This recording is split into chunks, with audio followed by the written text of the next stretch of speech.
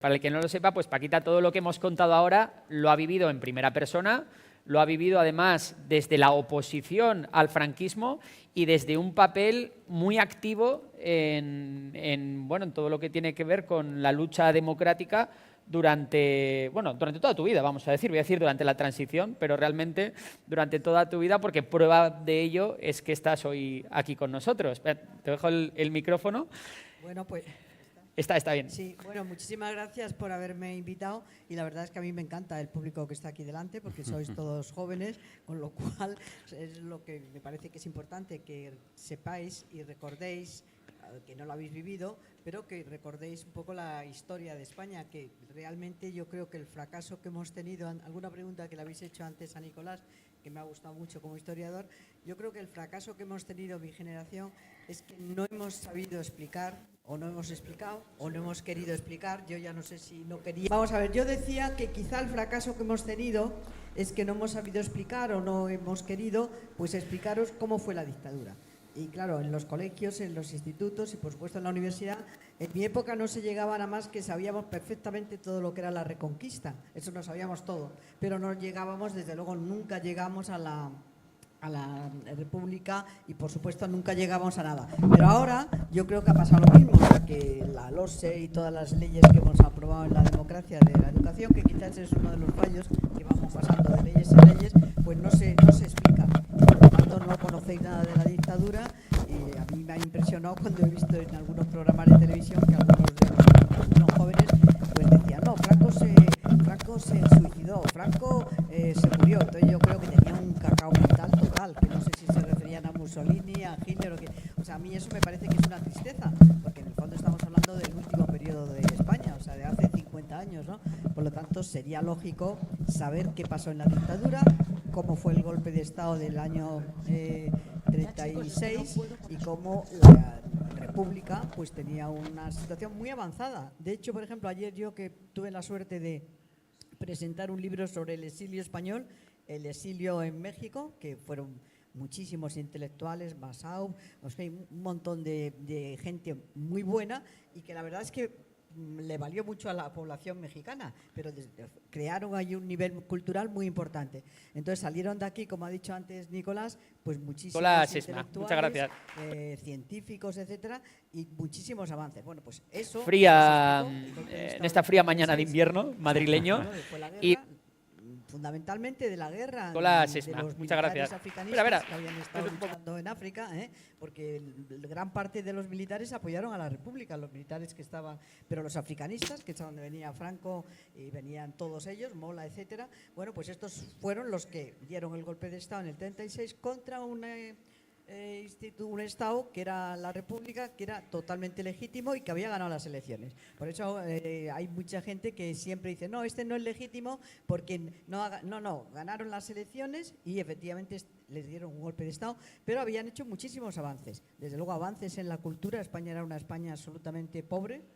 Antes habéis dicho cómo estaba después de la guerra, pero antes de la guerra había muchísimo analfabetismo, o sea, las maestras de la República y los maestros jugaron un papel importante. La República consiguió también que estos maestros les puso de alcaldes y muchos alcaldes que luego fueron fusilados en el año 39 al 45 eran alcaldes que habían sido maestros, como es fue el alcalde de Torrelodones, en fin, de muchísimos pueblos de la Comunidad de Madrid, que es lo que yo más conozco, ¿no?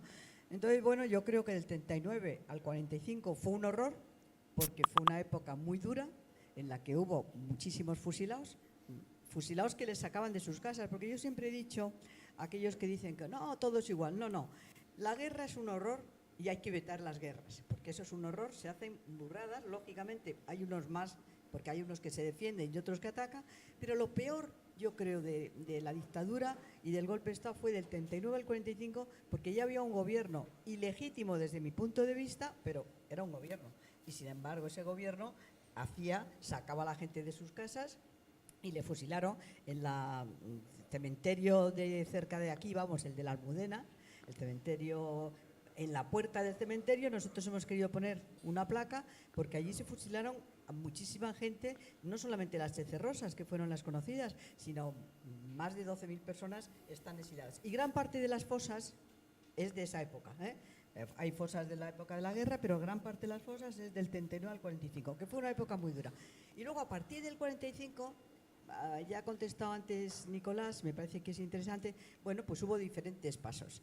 En el año 56 hubo una revuelta importante de los estudiantes, bueno, porque a partir del golpe de Estado del 39, aquí, no sé, es que yo creo que es difícil explicaroslo, pero aquí no se podía uno manifestar, ni reunir, ni expresar lo que pensaba. Durante toda la época de la dictadura, hasta el año 82, pues aquí no podíamos reunirnos, no podíamos manifestarnos, por supuesto. Si tú tenías tendencia homosexual, yo defendía gente por el solo hecho de ser homosexual. En Carabanchel había gente por el hecho solo de ser homosexual.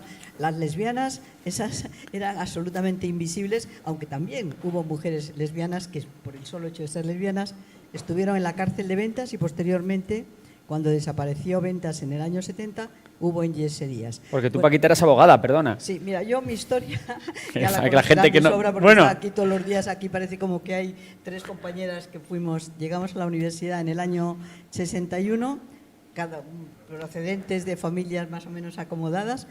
Algunas, en mi caso, mi padre era militar, pero yo recuerdo a mi padre con un libro en la mano, con lo cual no era el africanista que venía y que habían matado a moros y que había estado intentando pelear en el Rif. No. Mi padre era militar, pero bueno, era conservador, por supuesto.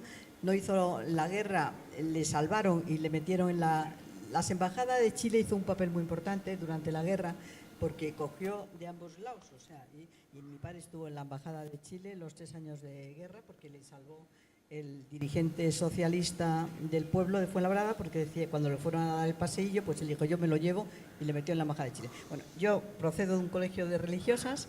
En aquellos momentos en España, que también es difícil contarlo ahora, en los colegios había, en algunos por lo menos, las 2 puertas, la puerta de las niñas acomodadas y la puerta de las pobres. Entonces salíamos juntas, yo salía con la niña del portero de mi casa, de ahí de la calle Lista, y la niña del portero entraba por la puerta de las escuelita, que llamaban, y yo entraba por la puerta principal. Y hasta la salida del colegio, ni en el recreo ni en nada nos veíamos. O sea, era un clasismo tan absoluto, que bueno, eso en los colegios, pero luego posteriormente a la universidad llegábamos muy pocos.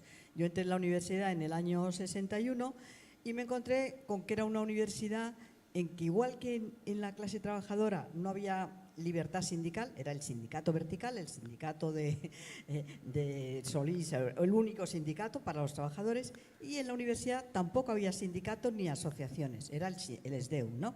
Entonces, bueno, pues yo procedía de movimientos católicos, porque antes lo ha contado también Nicolás, hubo un papel muy importante. El golpe de Estado se amparó también en la Iglesia, por eso el nacionalcatolicismo.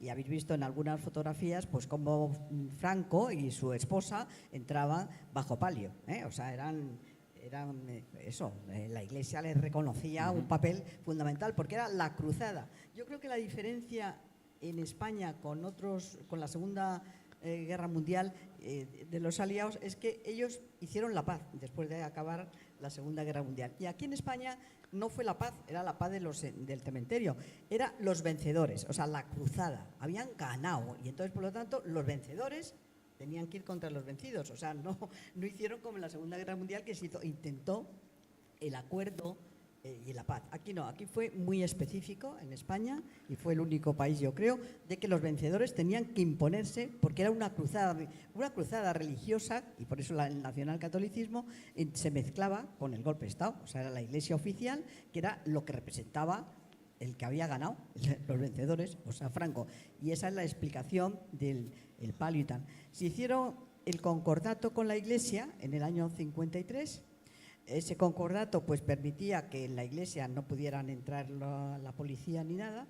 Bueno, pero había también pero empezamos algunos movimientos católicos religiosos a no entender aquello y a decir, bueno, esto no tiene ni pie ni cabeza, el cristianismo no puede ser aquí la niña de la escuelita y yo por el otro lado, no puede ser que este señor, ¿por qué entra bajo palio, no? ¿Y por qué la Iglesia oficial? ¿Por qué los misioneros van a conquistar? Yo recuerdo de pequeña, eso que he dicho antes, de los huesos de cristal, pero también recuerdo cómo llegaban unos sacerdotes en el barco de la Paloma a Ceuta a evangelizar y a conquistar la ciudad. O O sea, era como llegan aquí a que todo el mundo tiene que ser. Por supuesto, estaban prohibidos todo tipo de religiones. O sea, yo recuerdo que ya en el año 66 los protestantes estaban prohibidos. Por supuesto, los musulmanes no existían, pero los protestantes. Y yo recuerdo haber ido a defender a Basilea, una reunión que había de las iglesias protestantes, pues a protestar porque en España no estaban legalizados. Bueno, esta era un poco la España que yo me encontré cuando llegué a la universidad. Entonces había algunos que desde el punto de vista religioso, yo estaba muy metida en movimientos religiosos que eran de la Federación de Estudiantes Universitarios, pues empezamos a no estar de acuerdo con aquello. Aquello no nos parecía que era lo que nosotros entendíamos desde el punto de vista religioso. Y surgen algunos movimientos, como es la JET, la JOT en el mundo obrero, la JET en los estudiantes, Juventud Estudiante, FECUN, que era muy vanguardia obrera, que estaba muy ligado a los jesuitas. Y yo empiezo ahí a cambiar, llego a la universidad y me doy cuenta que en la universidad pues no tienes ningún tipo de libertad. Te empiezan a aparecer grupos absolutamente que no solamente la policía te detenía si te manifestabas o en fin, sino que en tu clase pues había los confidentes que iban de paisano, que eran algunos guerrilleros de Cristo Rey, porque siempre todos estos grupos han puesto siempre algo de Dios, o sea, sí. Guerrilleros de Cristo Rey, grupos absolutamente, el título religioso, porque parece como que el creer en la religión católica pues es patrimonio de aquellos que lo tienen clarísimo, ¿no? Son ellos los que pueden imponer. Bueno, y entonces en la universidad empezamos a reunirnos, empieza a haber ese momento importante que ya lo ha dicho Nicolás, que es el Concilio Vaticano II con Juan XXIII en el año 63, que hace algunas encíclicas importantes, como en la Materia Magistra, la Pacem in Terris, que plantean pues otro tipo, que la Iglesia no tiene que estar comprometida con los pobres, son muy interesantes esas encíclicas, y empezamos a trabajar, también se empieza a plantear el diálogo católico, cristiano, católicos marxistas.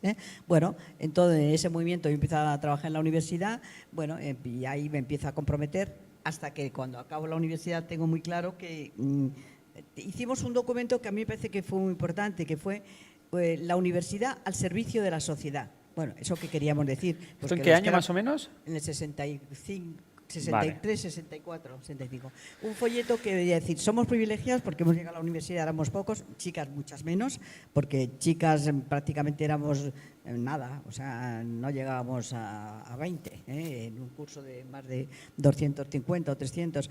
Entonces, en ese curso yo coincido con estas compañeras que salimos ahora en todos lados, esa como las de Gracia, Cristina, Manola y yo, bueno, porque éramos del mismo curso. Y casi la misma procedencia, ¿no? Entonces hacemos ese compromiso y yo tengo muy claro que quiero ejercer al servicio de los trabajadores. Aquí no había seguridad social, se miente cuando se dice que algunos salen diciendo que en la época de Franco, no, en la época de Franco ni había seguridad social, ni había la salud, el derecho a la salud y por supuesto no había el derecho a la educación la tenían los que podían pagarse la educación y que éramos privilegiados. Bueno, entonces hago un curso en Trieste sobre la seguridad social.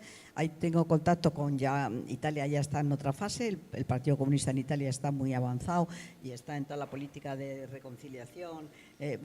Y vuelvo aquí y monto el primer despacho. La verdad es que fue el primer despacho laboralista que se montó, luego se montaron otros, porque hasta entonces lo que había es que algunos demócratas cristianos, como fue Jaime Cortezo, y algunos abogados comunistas, como fue María Luisa Suárez, etcétera, defendían los temas laborales. Es el momento en que comisiones obreras, en el año 61, se empiezan a crear, con una idea que me parece que, visto históricamente, entonces lo veíamos, pero de otra forma, pues fue muy importante, porque fue, dado que no había un sindicato libres, sino que era el sindicato vertical, la gente de comisiones obreras, que no era únicamente del Partido Comunista, sino que había gente católica, de otros movimientos, como era la Vanguardia Obrera, etcétera, la OAC, bueno, pues se introducen en el sindicato vertical en las elecciones que Solís plantea para ser los mejores representantes de los trabajadores. O sea, que se introducen, no crean otro sindicato, primero porque estaba prohibido, pero la idea está bien pensada porque es introducirse. Hicimos lo mismo los estudiantes, o sea, yo fui delegada de curso en segundo y e intentar que en el sindicato vertical que había en la universidad pues nos eligieran a nosotros dentro de ese sindicato para ir contra ese sindicato, o sea, era meterte para ir contra él. Bueno, entonces cuando acabo la carrera, en el 66, pues monto el primer despacho laboralista, el despacho conocido como despacho de lista, luego ya se monta en Madrid, yo en Barcelona seguramente ahí también hubo otro movimiento, y en Bilbao, y empiezo a trabajar en el año 66 a defender, en ese momento yo no pertenecía. Todavía no existía la ORT, que fue la organización que luego se creó en el año 70. ¿Qué es la ORT? Organización Revolucionaria de Trabajadores. Bueno, os podéis imaginar, ahora contaré. Contexto. Pero bueno, existía AST, que era Asociación Sindical de Trabajadores, existían comisiones obreras en la que trabajaba ya AST, existía la USO, como sindicatos clandestinos. Entonces, bueno, pues nosotros empezamos a defender en el despacho. Había en ese momento en España, estamos hablando de los años 66, 67, había muchísima industria. Toda la carretera que va a Toledo pues estaba en la fábrica del Estándar, Pegaso, en fin, era otra España diferente, porque entonces estaba todavía muchísima, el carbón, el acero existía todavía. Entonces, bueno, Yo pues, que soy de Asturias, lo del carbón me lo sé de memoria. ya, desgraciadamente ha habido… Sí, ha habido, por cierto. Ha habido Sí, 6 nuestro muertos recuerdo en mineros, sí, de hecho, se ha confirmado el primer muerto ya en el accidente minero Sí. en Cangas de Narcea. Sí, o sea, a mí me ha impresionado porque me impresiona mucho. Yo defendí a Potasas en Navarra, que a los mineros de Potasas, y estuve con ellos allí, y la verdad es que me impresiona mucho las malas condiciones que todavía en algunas existen todavía y que hay que luchar. Y en esa militancia en la clandestinidad, ¿cómo era el convivir con ese miedo a la brigada político-social, a las detenciones, torturas, etcétera? Mira, yo creo que teníamos más miedo a lo que era la brigada político-social que a la propia policía, porque para la brigada político-social iban de paisanos, ¿no? Y había algunos compañeros que se sentaban a tu lado y había unos que eran los de Fuerza Nueva, que llamamos, que llevaban, en unos guantes llevaban unos hierros y te apretaban. Mira, yo siempre me lo han preguntado muchas veces, el miedo. Yo creo que estábamos tan convencidos de que teníamos que defender a la gente que por manifestarse, por en la empresa decir sus ideas, por defender unas mínimas condiciones, que yo la verdad es que miedo lo sentí, el miedo ya a partir de cuando fue el asesinato de mi hermano y mi cuñada. En ese momento sí, porque era como ya joroba.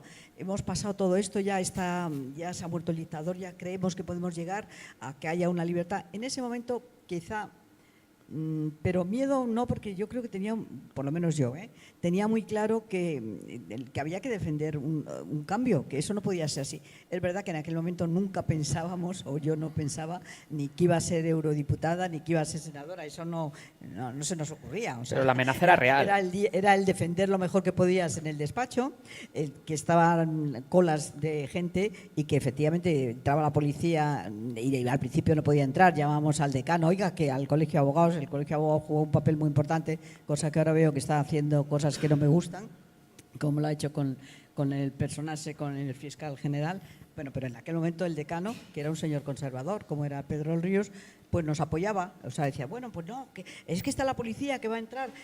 Porque claro, ¿qué pasaba? El concordato, el del 53, decía que no podía entrar la policía en la iglesia, ni en lo que era la sacristía. Pero eso en los años, hasta los años 70 y tantos, pues lo respetaba. Pero a partir de los 70 ya yo me reunía en las parroquias y entraba la policía porque sabía que lo que estábamos allí era ilegal. Se reunían en las parroquias. Esto es una cosa que… Yo empecé a ejercer el despacho como despacho laboralista, ya te he dicho, en el 66.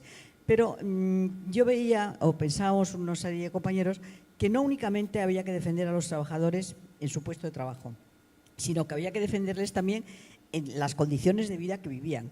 Claro, era una España que en los años 65, cuando yo empecé a ir a Vallecas y monté la primera asociación de vecinos, la montamos, que luego ha jugado un papel muy importante en las asociaciones de vecinos, porque salió una pequeña apertura, que también lo ha contado antes Nicolás, en los 64 o 65, de una ley de cabezas de familia de asociaciones y la ley de prensa que hizo Fraga. Y también una ley de asociaciones que permitía, no pensó, desde luego, Fraga ni los que hicieron en ese momento en el gobierno, que eso iba a dar lugar a que pudiéramos constituir asociaciones. Pero montamos en el año 65, no, 66, a lo mejor me equivoco de un año, pero en esa fecha, 64, 65, la primera asociación de vecinos de España en Palomeras, al mismo tiempo que la montaron en Bilbao los de Recalde. Y esa asociación de vecinos, ¿qué pretendíamos? Bueno, pues que los vecinos en sus barrios, que vivían en unas condiciones infrahumanas, porque claro, la gente a partir de los años del golpe de Estado, a partir del 39 y 45 y 50, fundamentalmente en los años 50, porque en los años 45 aquí era la paz de los cementerios total, el silencio, pero a partir de los 50, por el hambre que antes hemos hablado y que ha hablado Nicolás y que he dicho yo de los huesos de cristal que me llamaba la atención, pues hubo gran parte de la población andaluza, extremeña y de Castilla-La Mancha, que se llamaba entonces, que vinieron a las grandes ciudades, a Madrid, a Barcelona y a Bilbao. Y venían toda la familia, se bajaban del tren, me acuerdo perfectamente la imagen de la señora de luto, enlutada total, con todos los hijos, una asistenta que tuvieron en mi casa, y montaban lo que podían por la noche en el extrarradio de la ciudad. Porque además no podían entrar a la ciudad, tenían que estar siempre en el se quedaban en el extrarradio. extrarradio. No, bueno, es que ¿a dónde iban a entrar en la ciudad? Si en la ciudad estaba todavía el extraperlo, pero aparte de extraperlo es que no tenían hábitat. Y entonces montaban lo que era la chabola, no sé si habéis visto la película del 47 de Barcelona, pero aquí era lo mismo, me dijo el director, podíais haberla hecho, y era igual. Entonces en Vallecas... Se ve muy bien en las películas de cine kinky, claro, que a mí me gustan mucho, se ve perfectamente como todos los chavales, que aparte eran la mayoría analfabetos de los barrios del extrarradio, que realmente vivían en chabolas hasta incluso cuando entra la democracia todavía quedaban cientos de miles. 30.000 chabolas en Madrid cuando entró la democracia. Entonces montaban la chabola, que era, había una teoría que era si ponías el techo de Uralita, pues, y se metía toda la familia, pues aunque por la mañana llegaran a echarles, decían que no les podían echar. Bueno, ahí colaboraban.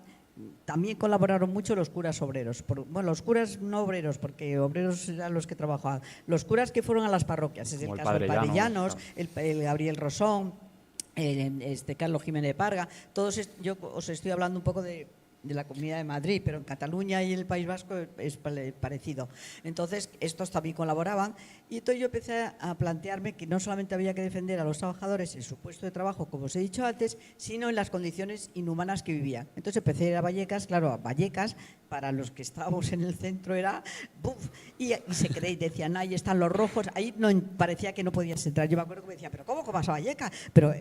Y os aseguro que jamás tuve ningún problema en Vallecas, únicamente una vez de que un falangista salió con la pistola, pero eso sí, pero de la gente nada en absoluto. Cuentas como si nada. Parecía un falangista con la pistola, bueno, un día más en la oficina. No, ya, pero no, quiero deciros que me sentía mucho más segura allí en el barrio. Robarme, a mí me han robado en el centro de Madrid, pero allí nunca me robaban. También es verdad que no llevaba nada. Pero bueno, entonces vivían en unas condiciones absolutamente infrahumanas. No había agua. El agua se sacaba de pozos que hicieron, la luz no llegaba, por supuesto los autobuses no llegaron. Y había un analfabetismo cuando yo llegué a Palomeras, a Vallecas, a las nuevas Vallecas, donde está ahora la Comunidad de Madrid, donde tenemos esta señora que parece que ha salido del cielo y que no conoce nada. Bueno, pues donde está la Asamblea de Madrid ahora, que es un sitio estupendo, pues aquello era totalmente barro y tal. Entonces ahí constituimos la primera asociación de vecinos para reunirnos y empezamos a reivindicar que los vecinos, pero en fin, yo como abogada, había una leyenda popular que no existía, que si estaba el cura y el abogado, pues parecía que había la policía. Eso al principio, luego al abogado te detenían y el cura también sí había que detenerle, ¿no?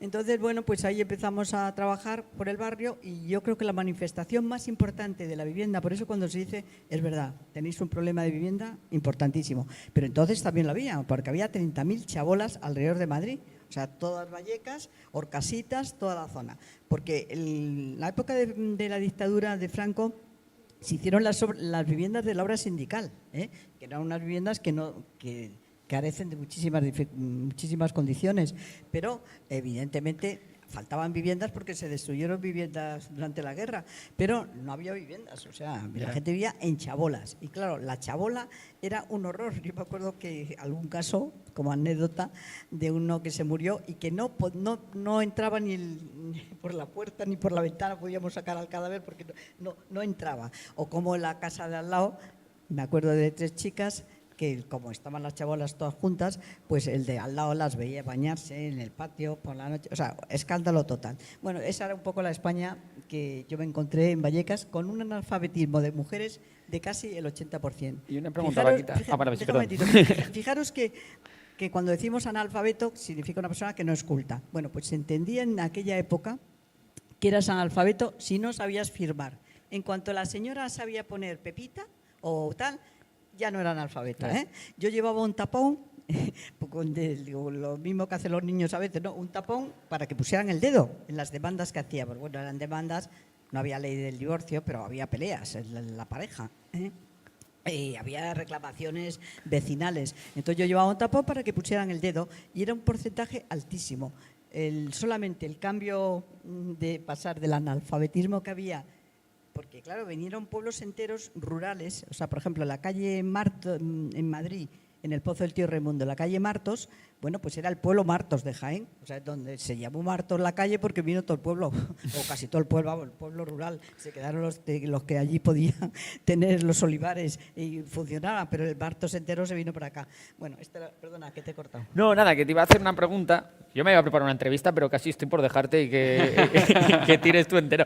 No, pero era un poco para saber cómo era, pues eso, los meses anteriores a la muerte de Franco y también pues en esos momentos en el que muere el dictador, cómo era un poco el ambiente en las calles y cómo lo viviste tú desde la militancia. Sí, pero mira, permíteme, y además se lo he dicho antes cuando salía Nicolás, en España yo entiendo que empezamos por lo menos yo en la década de los 60, en la universidad hubo grandes manifestaciones, la manifestación de los profesores que luego fueron expulsados, como fue Tierno, fue Aranguren, fue García Calvo. Esa manifestación fue en el año 65, o sea, que ya empezaba. Y el 69, que él antes lo ha citado, que fue un hito muy importante en España. Yo creo que el estado de excepción del 69, del 20 de enero del 69, había muchas manifestaciones y muchas huelgas, pero el estado de excepción lo decretaron por el asesinato del estudiante Enrique Ruano, el 20 de enero del 69. Enrique Ruano, al cual yo conocía mucho a él y a su familia, porque era muy amigo de mi hermano, eran más pequeños que yo, 4 años. Yo ya estaba ejerciendo, como os he dicho, y el estado de excepción del 69 se decretó porque al día siguiente que aparecieron, la policía cuando entraba, perdona que me... No, encantado. La policía cuando entraba en tu casa era muy curioso, porque iba a buscar, por ejemplo, iban a buscar a mi hermano el pequeño, el que luego fue asesinado en Atocha, y sin embargo, si no estaba, se llevaban al otro hermano, o sea, igual daba, y entraban a tu casa y te registraban, y se llevaban cosas tan demenciales, libros de Taylor de Chardin, que era un teólogo, pero les sonaba que eso tenía que ser comunista y se lo llevaban, o sea, hacían unos registros de locos, entraban en el domicilio del chico, pero a veces iban también al domicilio de mi madre, porque mi padre ya se había muerto. Y entonces, bueno, pues era una situación, ese estado de excepción fue muy duro, y ocasionó muchísimas manifestaciones en toda España y el Estado depuraron a todos los catedráticos, a Gregorio Pérez Barba, a Óscar Alzaga, a todos los que daban clase, a Elías Díaz, que acaba de morir hace poco, todos estos les depuraron, les llevaron a diferentes Españas, o sea, les exilaron internamente, un poco lo que había sido anteriormente con el caso de Unamuno, en la época de la República. Bueno, entonces ese fue el año 69, que fue muy duro. Luego, el año 75, para mí fue un año muy importante.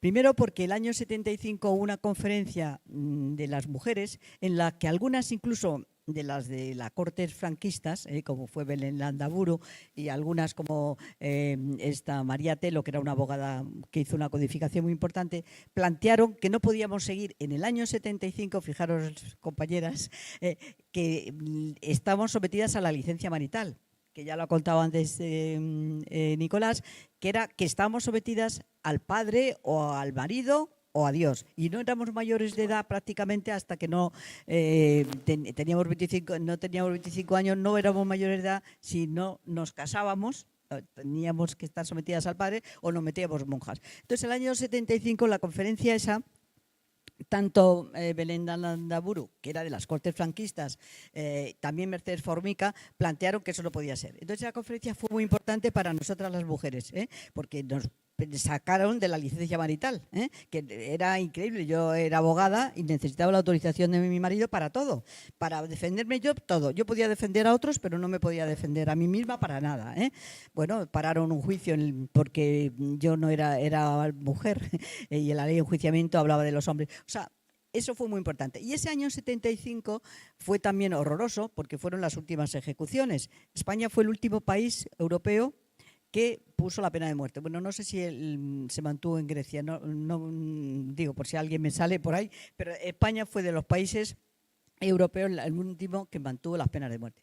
Unas penas de muerte que yo los defendí en mi despacho, el despacho este que os he contado que montamos, porque les acusaban a los de Madrid, que eran de Es el FRAP. proceso 1001, ¿no? No, el proceso 1001 fue en el 74 y la gente siempre confunde. O sea, España tuvo varios juicios importantes. El juicio de Grimau, mejor dicho, la pena de muerte de Grimau en el año 63, que en los calabozos de la Puerta del Sol salió, eso que la presidenta de la Comunidad de Madrid no quiere poner una placa reconociendo que allí se torturaba y que allí murió gente. Bueno, pues en la Puerta del Sol, que era un sitio siniestro, era peor que pasaras por la Puerta del Sol que estuvieras en la cárcel, porque en la cárcel no tenías libertad, pero tampoco la tenías fuera. Allí pues la tenías y algunos comían allí y a lo mejor fuera no comían. Pero la Puerta del Sol era un horror, porque te subían a la segunda planta donde estaba Yahweh, Billy el niño, y te hacían todo tipo de torturas. Bueno, y eso fue desde el 39 hasta prácticamente el 77 largos. En la Puerta del Sol como lugar de la Dirección General de Seguridad, en donde el año 41 crearon lo que fueron las brigadas político-social, que eran un horror, porque eran aprendices de la Gestapo, y eran parecidos a lo que hacía la Gestapo y a todos nos ha parecido horroroso, y ahora resulta que aquí hay algunos que dicen que la brigada político-social era una santa. Bueno, era igual que la Gestapo, a efectos españoles, con la diferencia alemana a española, pero nada más. Bueno, entonces, el juicio 1001 fue en el 74, de 73, que fue el juicio contra los dirigentes de comisiones obreras. Como os he dicho, mal he explicado, pues no había libertad sindical. Pero Comisiones desde el año 61 había tenido el acierto, que os he dicho, de meterse dentro del sindicato vertical y crear una infraestructura para derrocar lo que era la falta de libertad sindical y la defensa de los trabajadores en la fábrica. Y ese juicio fue el del año 73. Cuando estábamos defendiendo en el juicio 1001, de mujeres éramos Cristina y yo y los demás, había conseguido entonces los dirigentes de comisiones obreras pues que fuera un espectro muy amplio de toda la gente que estaba contra la dictadura. Estamos hablando del año 73, en donde metieron a defender a Gil Robles, que había sido un abogado de la CEDA y que había estado en contra de la República, pero que ahora estaba en contra de la dictadura porque había luchado o no había estado de acuerdo con lo que era la Segunda República, pero se encontró con que la dictadura era todavía peor que lo que él pensaba. Y era una persona absolutamente conservador y de la CEDA. Gil Robles, Joaquín Ruiz Jiménez, intentaron buscar un aspecto amplio de todos los abogados defensores que estuvieran en contra del régimen, en donde yo, que era de la ORT, porque la ORT se creó en el año 70, pues era un poco así, pero yo había la familia quería que les defendieras, y bueno, yo tenía bastante prestigio dentro de la gente de comisiones obreras, y defendimos en el juicio 1001, y cuando estábamos defendiendo en el juicio 1001, ocurrió lo de Carrero Blanco. En el pleno juicio, el juicio había sido muy importante porque se había movilizado mucho en el exterior, venían gente, estaba la cola, llegaba hasta Colón desde las Salesas, bueno, y entonces nos pasan una nota de que había ocurrido lo de Carrero. Al principio creíamos que era broma, pero la cara del Tribunal de Orden Público de Mateu, que era el presidente, ya nos vimos que de broma nada, y entonces se produjo todo el fenómeno de que el juicio se suspendió, solamente se celebró por la tarde y ya sin ningún tipo de cola. El miedo nuestro es que les hicieran algo, porque empezaron por los pasillos del Colegio de Abogados a gritar: hay que ir contra todos estos, hay que matar a todos estos. El presidente del Tribunal de Orden Público, que como sabéis el Tribunal de Orden Público era un tribunal que se creó en el año 62 para sustituir al Tribunal de la Masonería y el Comunismo, que era el que estuvo después del golpe de Estado, pues este Tribunal de Orden Público era un tribunal que no tenía ningún tipo de garantías. Tú ya sabías cuando entrabas en el juicio el fallo, porque no había pruebas. O sea, también es verdad que ¿qué pruebas iban a hacer? Si estaba prohibido el que te manifestaras, el que te reunieras, el que hicieras derecho de huelga, el que te pudieras expresarte, pues está claro que el fallo estaba. Por eso a mí el otro día cuando vi el fallo de la sentencia del Tribunal Supremo en el caso actual, me ha preocupado, porque una sentencia, para los que sois juristas, sabéis que tiene que tener hechos considerando si fallo. Los hechos probados con pruebas, los considerando razonar por qué motivo consideras que esos hechos son ilegales, y el fallo. Pero claro, cuando te dicen únicamente el fallo sin decirte lo demás, primero no es sentencia, segundo, si eso lo dicen, ese es el único caso que el Tribunal Supremo dice el fallo, en este caso el fallo únicamente sin haber preso, porque cuando hay preso sí se permite que el fallo salga para que, oiga, salga usted de la cárcel porque le voy a absolver, ¿no? Y a lo mejor todavía no tengo hecha la sentencia. Pero claro, en el caso parece ser que los seres lo hicieron, pero era diferente situación, pero lo que han hecho ahora, a mí me parece alucinante desde el punto de vista de jurista. Eso es el no tener la sentencia hecha y ya tener el fallo de antemano antes de nada, ¿no? Aquí aprendemos de todo, de historia, de derecho. Bueno, oye, perdonad. Vamos, espectacular. Pero es que es verdad que el Tribunal de Orden Público, que era un tribunal absolutamente represor contra la oposición, bueno, pues jugó un papel muy importante. Entonces ese es el juicio 1001. Pero en el año 75 fue cuando se celebró, desgraciadamente, bueno, en el juicio 1001 sabéis que pedían 20 años por una reunión ilegal de haberse reunido los dirigentes de comisiones en un convento, en Los Oblatos. Entonces, les pedían 20 años a Marcelino Camacho y al que menos, que era el que yo defendía, que era de Zaragoza, 12 años. Luego les condenaron a eso porque el juicio se celebró sin ninguna posibilidad de hacer nada, y en el Supremo al año siguiente le rebajaron la prisión, pero les metieron en la cárcel a todos ellos, que luego salieron cuando la amnistía del año 77. Bueno, en el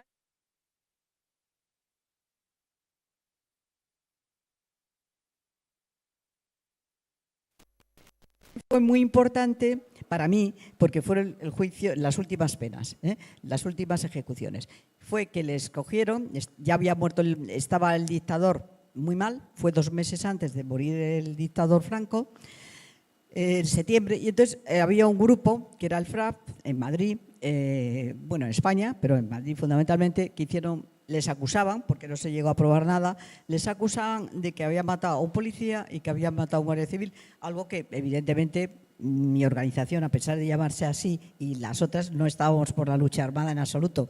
Es verdad que surgió en ese momento, con lo de Carrero ya ETA, estábamos por la lucha de la gente, para que la gente, por las masas, se movieran para cambiar la dictadura, pero no por la lucha armada. Bueno, pero había algunos grupos que defendían ese esquema, cosa que yo no estaba de acuerdo. Pero yo planteé en el despacho que les iban a pedir pena de muerte, que lo sabíamos, y contra la pena de muerte yo siempre he estado. Me acusaran, me metieran en la cárcel, lo que fuera, pero me parecía que no se puede permitir que a una persona le ejecuten, ni en España ni fuera. Yo también me he peleado en los países que todavía mantienen la pena de muerte, ¿no? Bueno, y entonces fue el juicio del 75, que fue aquí al lado, en Hoyo de Manzanares y en El Goloso, en donde yo defendía a una de las chicas, y fue cuando ejecutaron las 5 penas de muerte, 3 en Madrid, una en Barcelona y otra en Bilbao. Ese es el año 75. 2 meses después fue cuando murió Franco. Claro, me dices, ¿qué pasó? A Franco le tuvieron, alucinante, fijaros que cuando tenemos ahora un familiar que está malo, lo primero que decimos, por lo menos yo lo he dicho en mi suegra y lo he dicho con toda mi madre, que no sufra, ¿no? Bueno, pues a Franco le tuvieron durante todo el equipo habitual de los médicos y su yerno, el marqués de Villaverde, casado con su hija, con Carmencita, le tuvieron entubado, no entubado, bueno, o sea, un tiempo, porque el gobierno, por un lado, quería alargar el tema, porque tenía miedo de que se moría el dictador y que qué iba a pasar con ellos, y la familia también lo tenían entubado, porque pensaban que acababa el rollo de la familia, que Estaban ganando tiempo. antes habéis planteado si había habido corrupción o no. Mire usted la corrupción de que tú te quedes con gran parte del patrimonio nacional para propiedad privada, si eso no es corrupción, dígame usted lo que es corrupción por parte de la familia y del dictador y de los que le rodeaban. O sea, el Pazo de Meirás se ha conseguido ahora rescatarlo para todos los españoles, porque era de todos los españoles, un patrimonio. Bueno, y así podríamos decir un montón de fincas y de dinero, porque era una familia que se quedó con gran parte de todo lo que le gustaba. Y personalmente iban a un sitio, oiga, esto me gusta, y ¿a quién le iba a decir al caudillo que no? O sea, bueno, la corrupción que antes habéis hablado era bastante increíble. Por otro lado, una pequeña corrupción, permíteme que salte, entonces había el servicio obligatorio para todos vosotros, los jóvenes. Y yo recuerdo… La mili. La mili, exacto. Que duraba, en el caso, mi marido tuvo 18 meses en la mili, en Ceuta, en regulares. Eso te partía la juventud. Pero en aquel momento, los que hacíais la mili, os tenían muchos militares en casa, pues para que compráis las patatas, para que hicierais la cocina. O sea, algunos hacían los que estabais en el servicio, bueno, los que estaban en el servicio militar, estaban al servicio del militar y de la señora militar en la casa haciendo servicios que no tenían por qué hacer. O sea, si eso no es corrupción, pues que venga Dios y lo vea.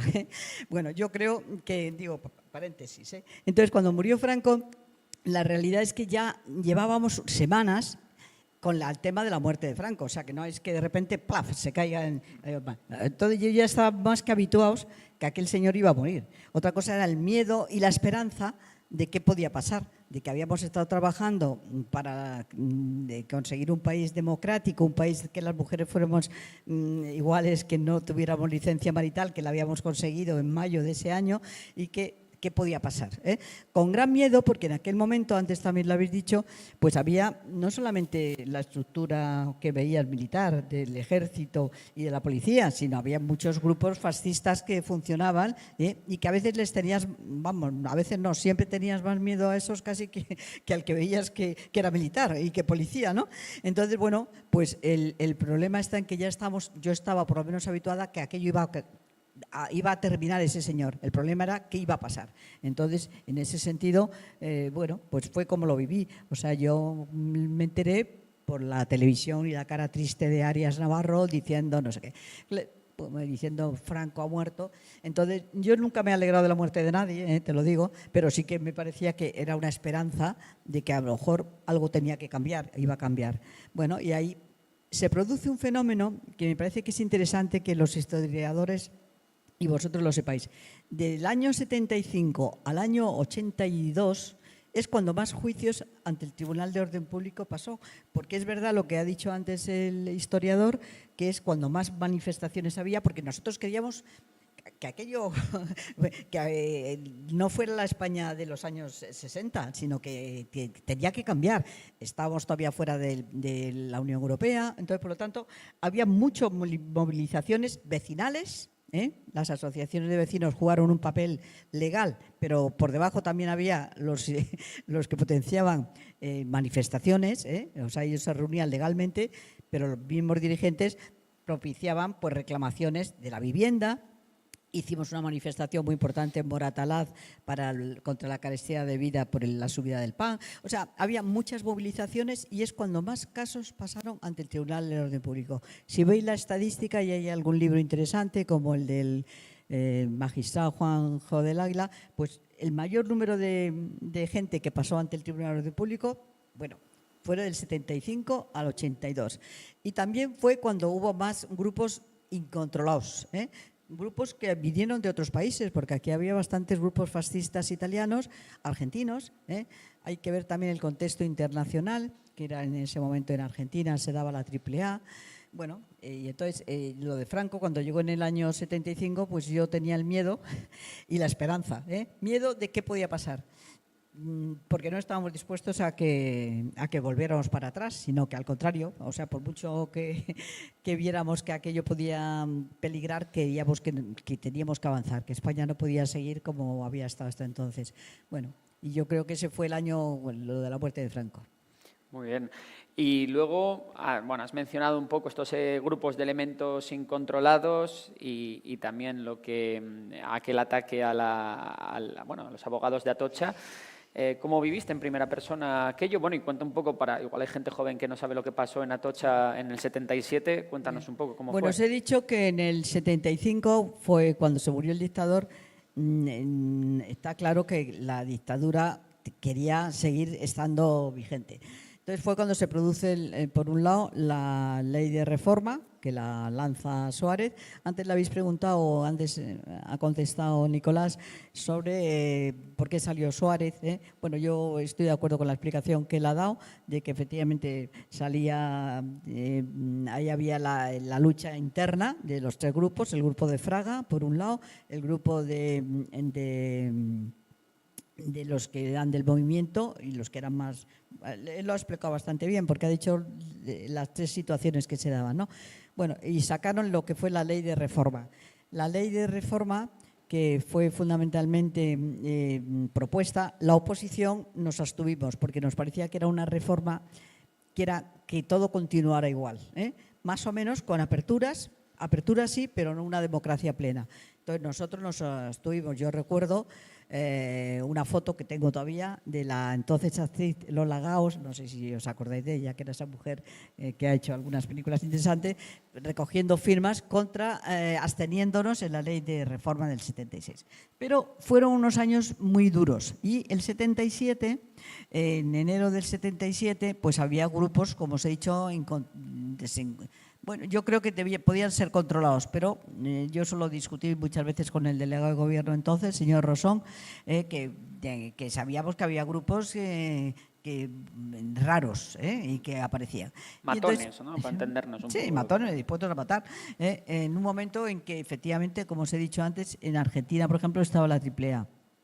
Y que se había producido ya el gobierno de Chile, lo del Pinochazo, en los años 73. Entonces, bueno, había una situación internacionalmente en algunos países complicada y aquí en España los que querían seguir que aquello funcionara. Y bueno, ¿cómo lo viví? Pues mira, nosotros estaban legalizadas a partir de la primera asociación de vecinos, esta que te he dicho de Palomeras, las asociaciones de vecinos, pero no estaba legalizada la Federación de Asociaciones de Vecinos y queríamos reunirnos. Y nos reunimos el sábado día 22 de enero del 77 en la Asociación de Vecinos de Orcasitas, todas las asociaciones con gran miedo porque sabíamos que la policía nos podía detener y me acuerdo que había uno en la puerta por si acaso veía a alguien raro que viniera y nos disolviéramos. Y estuvo mi hermano, y mi hermano también trabajaba en asociaciones de vecinos, montó la Asociación de Vecinos de Fuenlabrada, la de Coslada, porque Coslada y Fuenlabrada y toda la periferia de pueblos de la Comunidad de Madrid eran lo que llamamos ciudades dormitorios. O sea, la gente que había hecho la chabola y ya había ido progresando un poquito, se querían ir al extrarradio de Madrid y no tiene nada que ver las ciudades estupendas que ahora hay, como es Parla, Getafe, Fuenlabrada, Coslada, tal, eran ciudades dormitorios que llamábamos, ¿no? Pues llamábamos porque no había ni escuelas ni nada. Y mi hermano montó la primera asociación en Alcalá y mi cuñada Lola también. Entonces, bueno, pues estábamos reunidos en Orcasitas y yo recuerdo que cuando nos fuimos ese sábado, nos fuimos juntos, mi hermano dijo, bueno, aquí en España no es fácil que se dé la AAA, que estaba haciendo actividades y matanzas en Argentina. Bueno, esa mañana del domingo hubo una gran manifestación que fue cuando mataron a Arturo Ruiz, en una manifestación que había de reclamación de libertades y de la amnistía, porque había entonces Carabanchel estaba lleno de presos y Yeserías estaba llenas.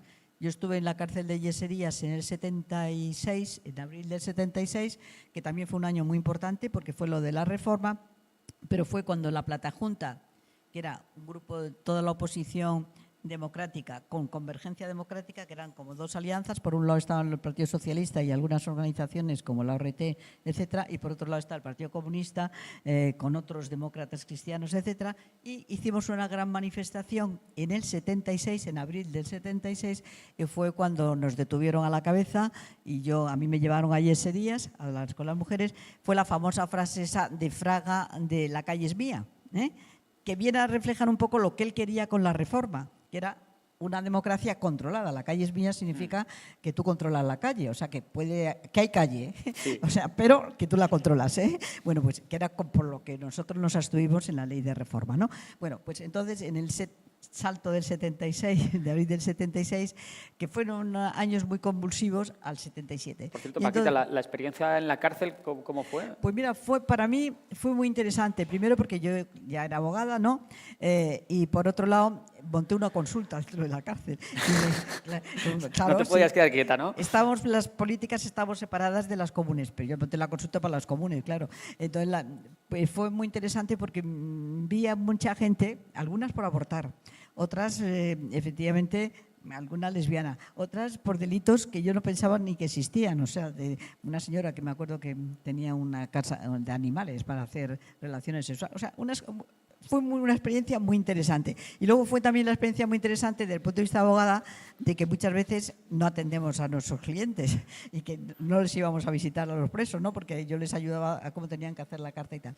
Y luego desde el punto de vista político fue muy interesante porque fue cuando hubo una caída de las presas, empezaba a existir ETA, la política militar, fue cuando se escaparon unos presos de Burgos, de la cárcel de Burgos, los polimilis, y entonces tuvimos discusiones allí en las políticas, que fue cuando ETA empezó a plantear a algunas chicas de ETA que había allí, que luego fueron polimilis, no militares.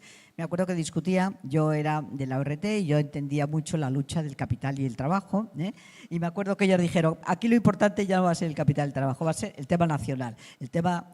Y a mí aquello, en el momento de abril del 76, no me lo creía. Luego ya vi que efectivamente que uno de los problemas fundamentales, desgraciadamente, era el tema nacionalista.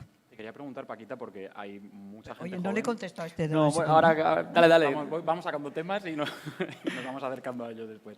Que hay mucha gente joven que nos está viendo, entonces seguro que hay muchos que saben lo que era el PC, pero igual hay gente que no sabe lo que era la ORT.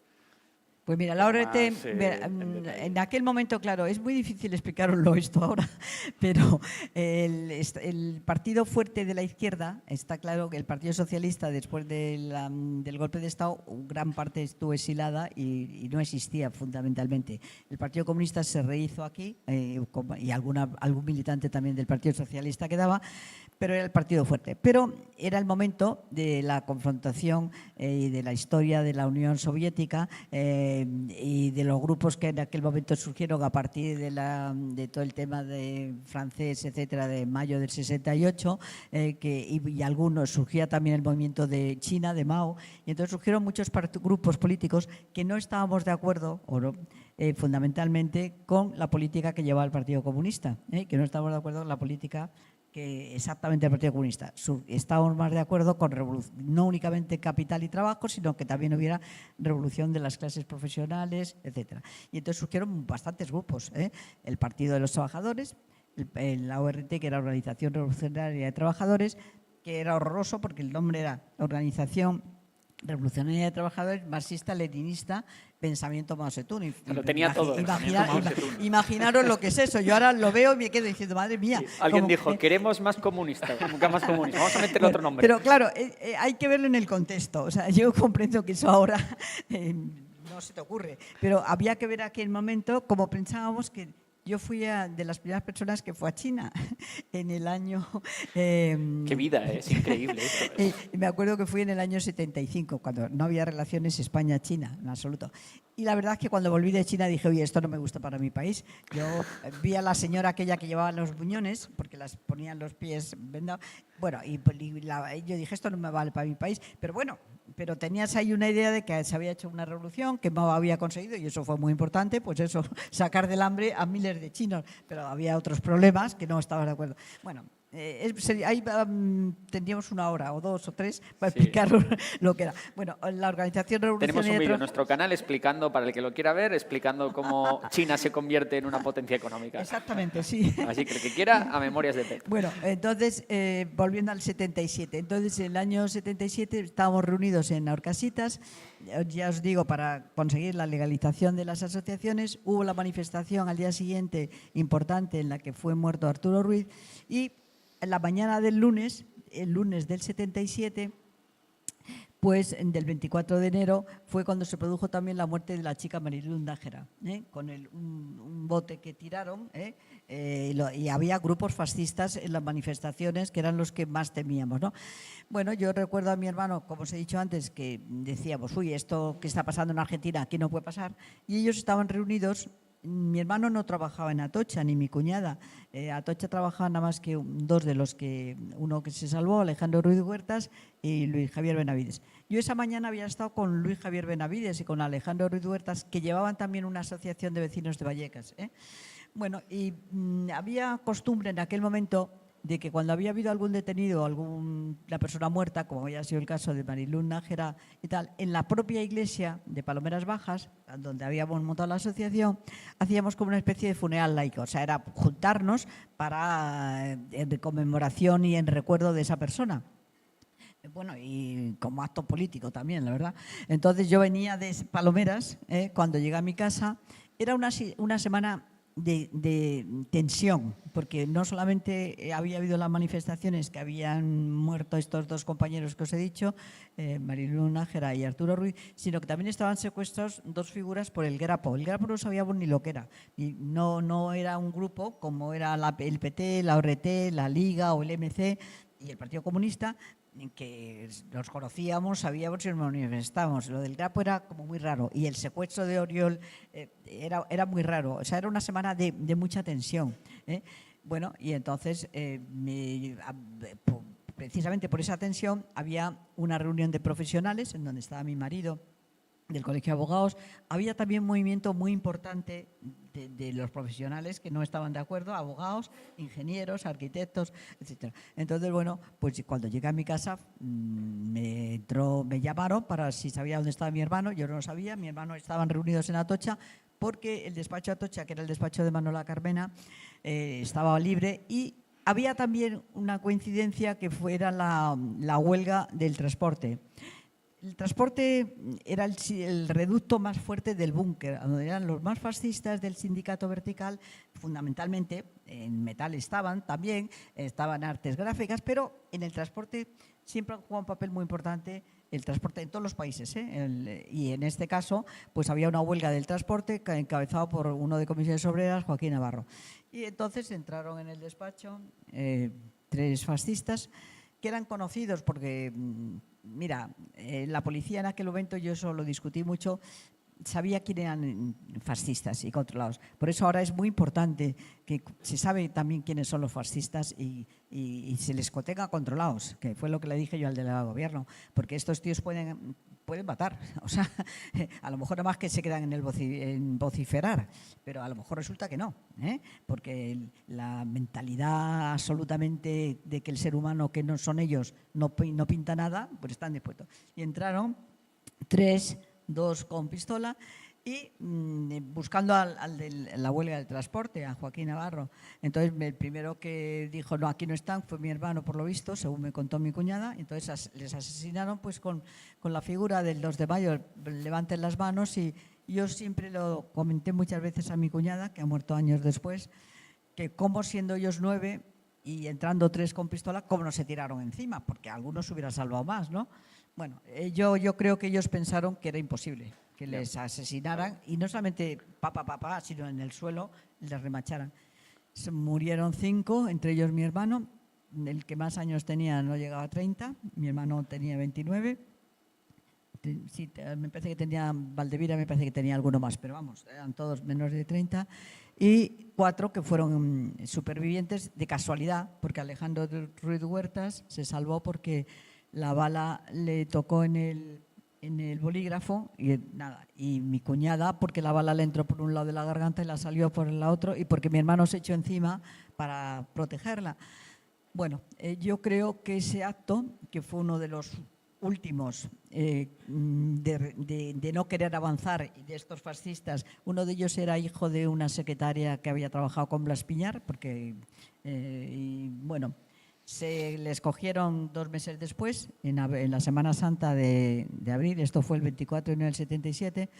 ¿Cómo lo viví yo? Pues mira, yo lo viví primero con una impotencia de pensar que mi hermano, el pequeño, 4 años menos que yo, un tipo espléndido, un líder universitario muy importante, y mi cuñada, que llevaban escasamente 4 años casados, que ya había sufrido lo del novio anterior, que era Enrique Ruano, pues la impotencia de qué sentido tenía aquello.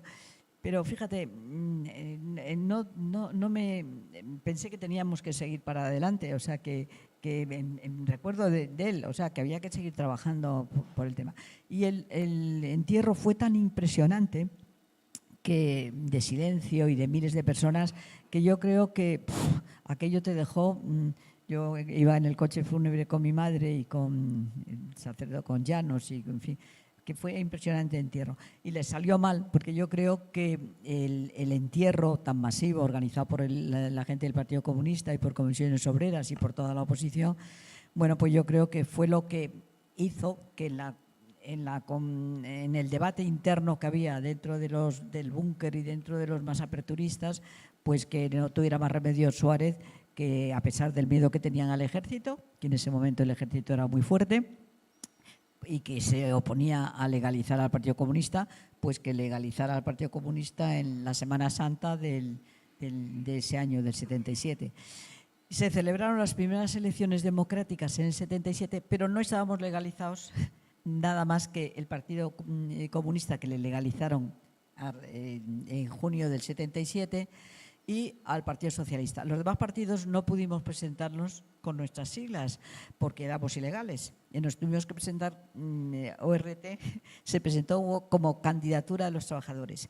Bueno, no salimos, en esas elecciones ganó, como sabéis, UCD, Suárez, con el debate ese que había habido entre el grupo de Suárez y el profesor el que hizo la reforma, ahí no me sale ahora el nombre, pero bueno. Torcuato, que no quería que se presentase Suárez, se presentó Suárez y ganó UCD con un gran palo, porque claro, el problema del Partido Comunista sacó muy pocos votos, o sea, era como muy jorobado el tema, no entendías, ¿no? Después de todo lo que se había peleado, pero bueno, ganó Suárez las elecciones del 77 y posteriormente en septiembre nos legalizaron a todos los partidos, que no éramos violentos, digo, o sea, no legalizaron a ETA, por supuesto, porque era de la lucha armada, no podían legalizarlo, pero a los partidos que no éramos violentos armados, sino que luchábamos por la democracia, nos legalizaron. Esas fueron las elecciones del 77. Y perdona, Paquita, ¿notaste un cambio de vida el día que os legalizan? Es como, te quitaste un peso de encima, que de repente es como, buah, ya no me tengo que esconder. Hombre, sí, claro, porque es que lo otro era esconderte, efectivamente. Lo otro era ir si salías de una reunión, pues hasta que ibas cambiando de sitio para que no, por si acaso te seguían a ti. El miedo de que te detuvieran, no, para mí no era tanto.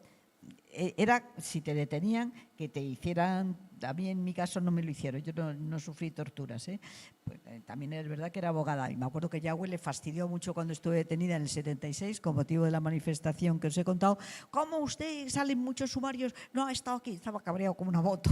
Y yo decía, bueno, pues suerte que tenía al menos. Bueno, pues el problema era que a la gente que le detenían, si le forzaban, pudiera dar nombres de otros compañeros, porque claro, eso era lo jorobado, o sea, entonces salía, claro que era una liberación cuando te legalizaron, el decir, ya no me pueden detener, ya no puede venir por la noche.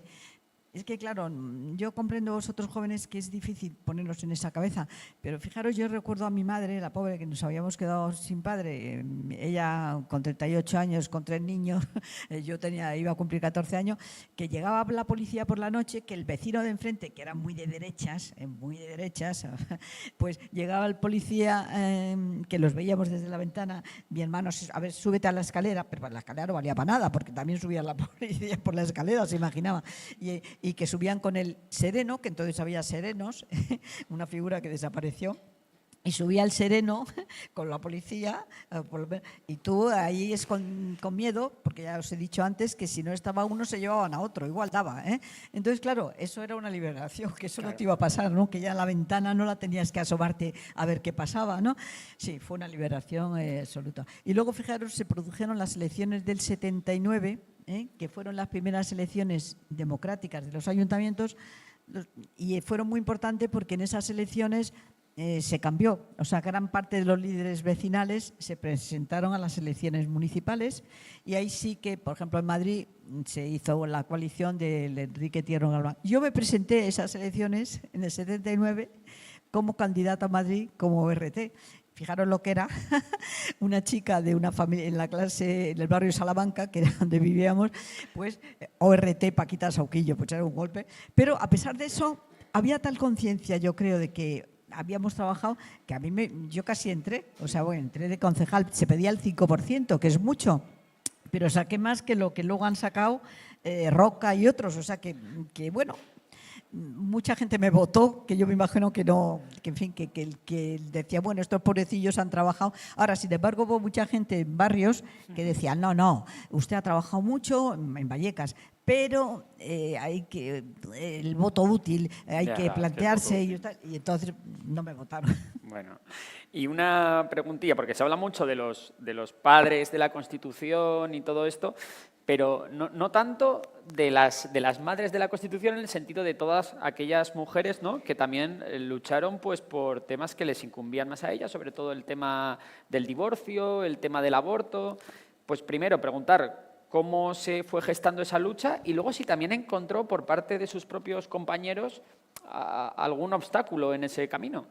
Bueno, mira, las chicas que trabajábamos, o sea, las mujeres que trabajábamos por la democracia, teníamos doble militancia, decíamos. La militancia contra la dictadura, a favor de las libertades, de la democracia, de la amnistía de los presos políticos, pero también teníamos la lucha, diríamos, interna, porque los partidos de izquierda eran también machistas, pero muy machistas, o sea, porque la sociedad era machista, o sea, pero totalmente, ¿eh? Entonces, claro, era la doble militancia.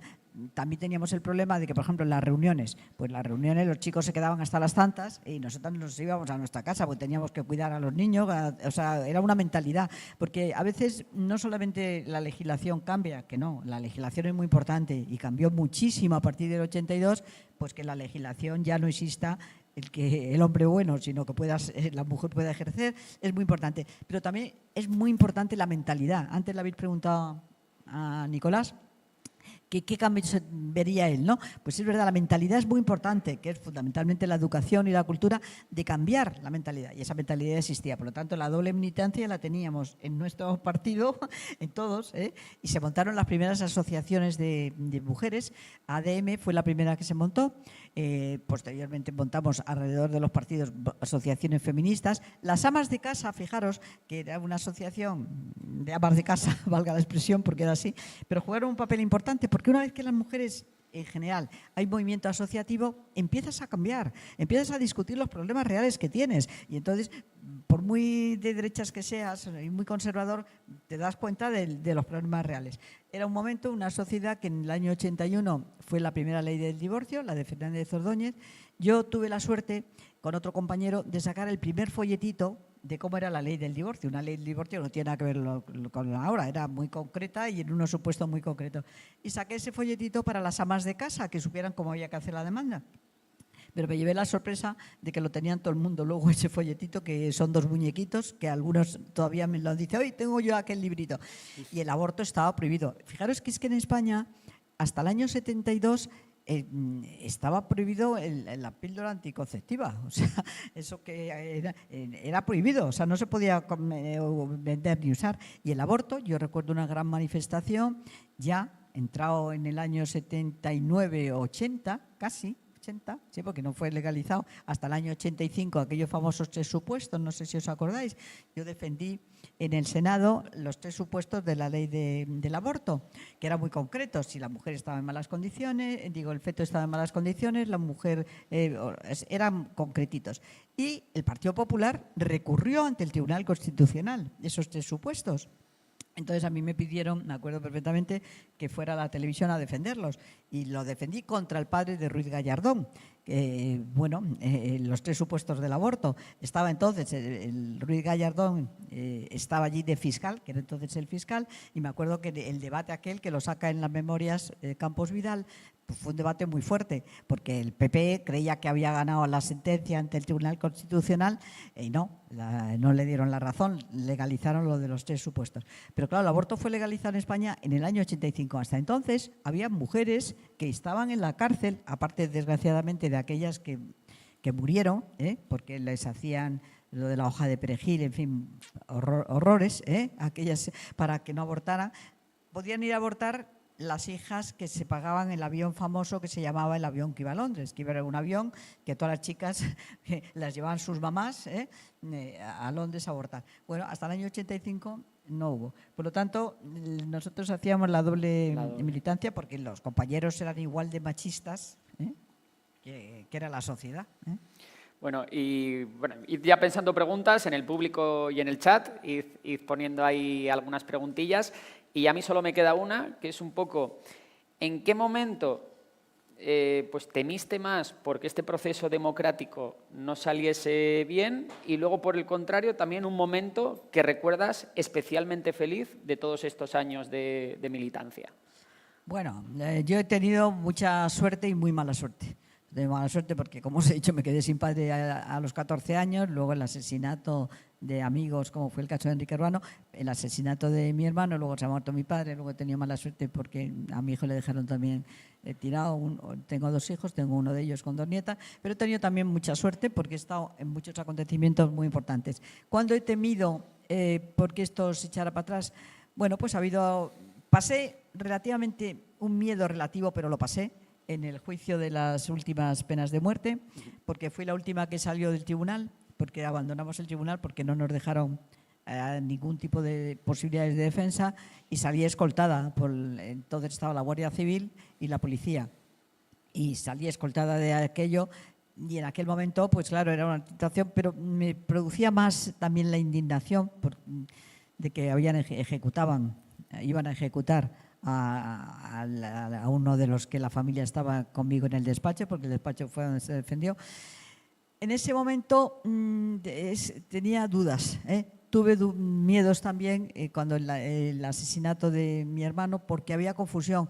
Los bulos siempre han existido y aquella noche del 24 de enero del 77 hubo bulos en el hospital 12 de octubre. Se corrían bulos de quién habían sido los asesinos. Está claro que grupos muy conservadores decían que había sido el Partido Comunista, que había sido Carrillo y tal. Entonces hubo como una confusión esa noche, y confusión que al día siguiente ya no existía, pero esa noche y tal, entonces sí hubo una situación de tensión. ¿Cuándo han sido los momentos más felices? Pues cuando tuve mi primer hijo. Ese fue un momento feliz ya en el 78, porque lo tuve ya con Constitución, pero a mí me llamaba mujer añosa, porque claro, es que España ha cambiado totalmente. Yo tenía 34 años y era una mujer ya añosa, llamaban, y salimos en un programa de televisión, otra compañera de televisión y yo, porque éramos madres viejas. Fijaros lo que es a los 34 años, ahora ser vieja para tener un hijo. Bueno, pues yo salí como madre añosa, pero ese momento fue muy feliz.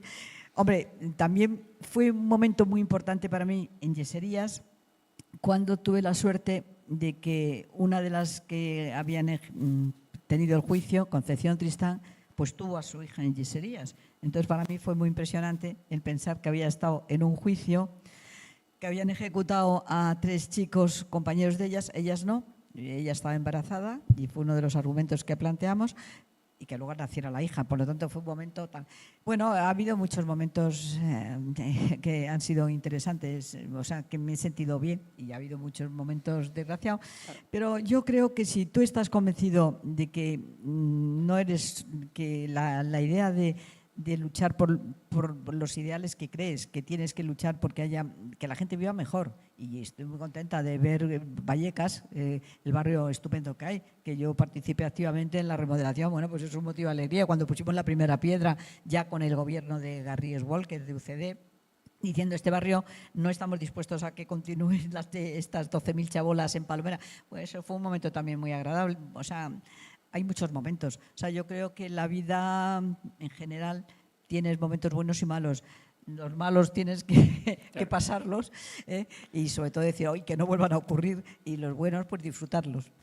Bueno, pues ahí queda eso, la verdad, una enseñanza vital buenísima. Y luego nada, pues empezamos ya con la ronda de preguntas, ya digo, tanto para los del chat como para los de aquí. Y tenemos aquí una pregunta a la primera y luego otra ahí al fondo. Y yo, si me permitís un momento, me voy a ausentar un momento al servicio, porque vamos aquí, a mí me quedan 12 horas. Nos queda todavía mucho Y tiempo. como me van a hacer el trabajo, hemos dicho David y yo que cuando nos pase esto vamos a decir, voy a meditar mi voto. Vamos a pensar el voto. Entonces sí, voy sí. a pensar mi Oye, voto un no sé si a momento. mí se me oye. ¿Se oye? ¿Se oye bien? Se te oye. Oye, Yo pues creo el que sí. voto hay que pensarlo, porque Hay que mucha, meditarlo. mucha gente efectivamente cree que no, que igualdad, y no es verdad. Estoy de O sea, a mí acuerdo. cuando algunos protestan, esto está, oiga, ¿usted quién ha votado? ¿Y usted ha pensado que las consecuencias que tenía su voto? Pues eso es importante. Y luego, bueno, un motivo muy alegre fue que la primera vez que voté, porque yo me empecé a votar a los 70 y tantos años. Claro. Y hay que ser autocrítico y también permeable siempre Exactamente, sí. a nuevas ideas. Bueno, hablando Pues de permeable, ahora nos vemos. Sí. Vale, bueno, primero como fue el labreño, miraré la asociación de vecinos de nuestro barrio con otros ojos, así que gracias a la familia por lo que has contado. Y quería preguntarte a ver cómo ves la situación, porque claro, no es lo mismo la lucha que habéis tenido vosotros con la que ahora podamos tener, la situación no es la misma. Pero en un hipotético caso, quizás no tan hipotético, de que ahora las cosas están girando en Europa en general, los gobiernos cada vez empiezan a ser más extremistas para la derecha y demás, ¿cómo crees que nuestra generación actual podría enfocar una situación como la vuestra? ¿Y qué nos faltaría a nosotros, si nos tuviéramos que enfrentar a lo mismo, qué nos faltaría o qué tendríamos que hacer para llegar a vuestro nivel de lucha? Porque en mi círculo cercano tengo gente cañera a día de hoy, pero ni de lejos ha vivido balazos, gente que ya no está, o sea, eso es totalmente ajeno a nosotros. Entonces, ¿cuáles son las diferencias y qué nos faltaría a nosotros? Bueno, yo creo que cada sociedad y cada momento es diferente. O sea, no tiene nada que ver la España de ahora con la España de los años que yo viví. O sea, de los años no tiene nada que ver la universidad. La universidad éramos muy pocos y ahora es masiva. O sea, ahora, es otra España. Bueno, yo creo que vosotros, primero, tenéis que saber cómo es la falta de libertades y cómo es una dictadura. Si no lo sabéis, porque no lo vivís, porque vivís en democracia, pero tenéis que disfrutar de lo que significa vivir en democracia, que es vivir en libertad. Tú te puedes manifestar, tú me has dicho que eras de Fuenlabrada. Fuenlabrada no tiene nada que ver con la Fuenlabrada que yo conocí, cuando se murió mi padre, que había plañideras. Tú sabes lo que eran unas señoras de negro que se tiraban en el cadáver de mi padre. Y yo decía, ¿estas señoras quiénes son? Que no eran mi madre ni era mi tía. Y eran unas señoras plañideras. A mí me llevaron de luto de pies a cabeza. Estuve durante un año y otro año de alivio de luto. O sea, es una España que era la España triste y gris. Y ahora es una España estupenda, con problemas. Y tienes muchísimos problemas. Tienes los problemas de que efectivamente los bulos entran y hay que controlar qué es verdad y qué es mentira. Tienes la digitalización, nos ha cambiado. O sea, los móviles esos empezaron en el año 2000, en el año 98. Hasta el año 98 no había móviles. Fijaros que estamos hablando de hace muy poco. Y ahora resulta, había el fax, y el fax nos parecía que era muy emocionante porque llegaba un papelito a no se sabía dónde. Bueno, pues entonces tenéis problemas de vivienda, que es uno de los problemas claves, porque todos luchamos contra el chabolismo y para que la gente se metiera debajo de un techo, porque es necesario tener un techo. Entonces hay otros problemas en España. No tiene nada que ver, pero que sepáis lo que es difícil hacerse cuando uno ha vivido en libertad, ver la falta de libertad. Pero que es lo más preciado, el que tú puedas manifestarte como sea, como quieras, que puedas llegar a acuerdo, que si no te va bien con tu compañera te puedas separar, que si tú quieres juntarte con un compañero no pase nada, que vayas por la calle y porque te lleven el brazo al hombro, que en el caso mío, con mi marido entonces, la policía me quería poner una multa. O sea, cosas que no te puedes imaginar. Bueno, es otra España. Pero en esa España de ahora tú tienes muchísimo que hacer porque la gente viva mejor. Tienes un problema de que todos los seres humanos, los derechos humanos, o sea, que están en este momento están mal reconocidos. O sea, la conquista que hubo después de la Segunda Guerra Mundial y que aquí nos llegó tarde por el tema de la dictadura, bueno, pues yo creo que la defensa de los derechos humanos en este momento, los emigrantes les consideramos, si son de color, les aceptamos negros nada, blancos nada. En Fuenlabrada tenéis un problema con la inmigración, como lo tienen en la Comunidad de Madrid y en todos sitios, de no aceptar a los otros. Y piensa tú que a lo mejor tus bisabuelos fueron emigrantes andaluces o de la Castilla-La Mancha, ¿eh? O sea, que no estás hablando de algo. O sea, tienes otra sociedad, entonces no puedes hacer lo mismo que hicimos nosotros, porque nosotros luchábamos para que tuvieras tu libertad. Tú ahora tienes libertad, pero lo que no tienes que aceptar es que haya grupos incontrolados, que haya mentiras, luchar porque haya un estado de bienestar que ha costado mucho, porque claro, el estado de bienestar se consiguió a partir de los años 82. Hasta entonces no había estado de bienestar. En la Constitución reconoce, pues eso, el derecho a la salud, el derecho a la educación, el derecho a las pensiones.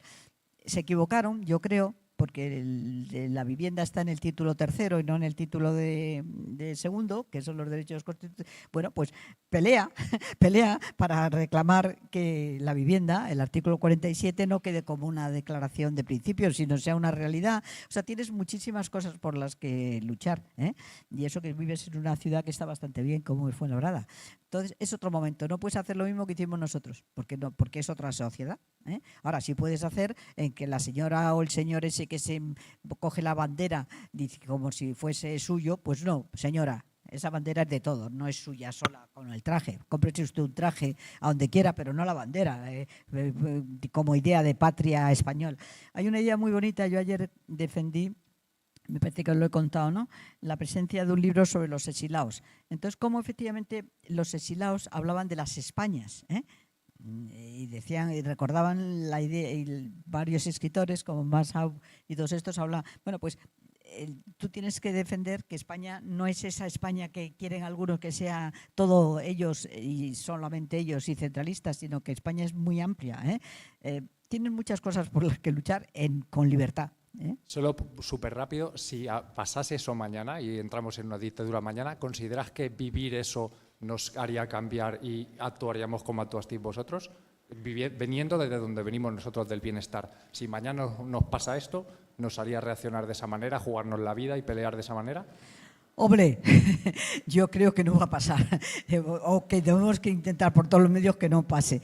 Es otra situación, porque evidentemente, por suerte, o sea, yo creo que en este momento el ejército, que fue lo que pasó entonces, hubo un golpe de Estado, ahora el ejército no haría el golpe de Estado. O sea, otra cosa es que se puedan cambiar y volver a falta de libertades y a añoranzas del pasado y a añoranzas de una España antigua, y en donde la mujer vuelva para casa. Eso lo estamos viendo. Hay algunos grupos de la ultraderecha y la derecha que hay tres temas que les preocupan. El problema de la mujer, que nos hemos empoderado mucho y que esto de la licencia marital no les gusta más bien la idea de la dote, de que nuestro papá daba la dote para que el otro nos cuidara, Y el tema de la mujer, quieren que volvamos a eso, más o menos, ¿eh?